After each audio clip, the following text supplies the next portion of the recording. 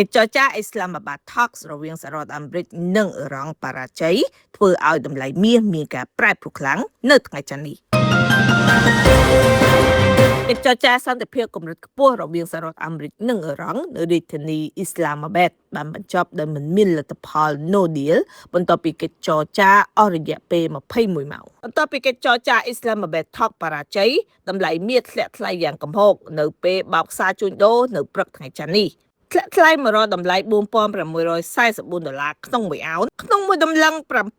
$5,595ហើយក៏បានឡើងថ្លៃមកវិញមករកតម្លៃ$4,720ក្នុង1អោនក្នុងមួយតម្លឹង$5,686អនុប្រធានាធិបតី J.D. Vance ដែលដឹកនាំគណៈប្រតិភូអាមេរិកបានប្រកាសនៅក្នុងសន្និសីទសារព័ត៌មានថានេះជាដំណឹងអាក្រក់ហើយខ្ញុំគិតថា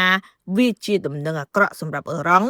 ជាងសហរដ្ឋអាមេរិកលោកបានបញ្ជាក់ថាអ៊ឺរ៉ង់បានបដិសេធមិនទទួលយកលក្ខខណ្ឌសំខាន់ៗរបស់សហរដ្ឋអាមេរិករួមមានការបោះបង់ចោលកម្មវិធីនុយក្លេអ៊ែរការបើកច្រកសមុទ្រ Strait Hormuz ពេញលេញនិងការបញ្ចប់ការគាំទ្រក្រុមប្រដាប់អាវុធនានាភាគីអ៊ឺរ៉ង់វិញបាននិយាយថាភាគីទាំងពីរបានយល់ដឹងទៅលើបញ្ហាមួយចំនួនប៉ុន្តែមិនទាន់ឈានដល់ការឯកភាពពេញលេញនោះទេនេះជាកិច្ចចរចាផ្ទាល់កម្រិតខ្ពស់បំផុតរវាងសហរដ្ឋអាមេរិកនិងអ៊ឺរ៉ង់ចាប់តាំងពីឆ្នាំ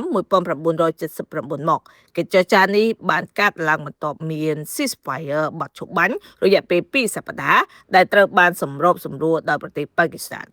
បច្ចុប្បន្ននេះស្ថានភាពនៃបទឈប់បាញ់នេះកំពុងមានភាពមិនប្រកបប្រជារីឯតម្លៃហាងឆេងមាស Gold Price បានប្រែប្រួលក្នុងរយៈពេលប្រមាណថ្ងៃកន្លងមកនេះដោយសារភាពតានតឹងភូមិសាស្ត្រនយោបាយតម្លៃនេះបានកើនឡើងខ្ពស់ដល់តម្លៃ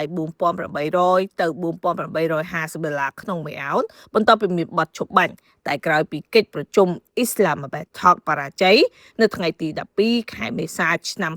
2026តម្លៃមាសមានការធ្លាក់ថ្លៃខ្លះដោយសារទីផ្សារកំពុងវាយតម្លៃស្ថានភាពពេលថ្មីៗនេះតម្លៃហាងចេញមាសនៅថ្ងៃនេះគិតត្រឹមម៉ោង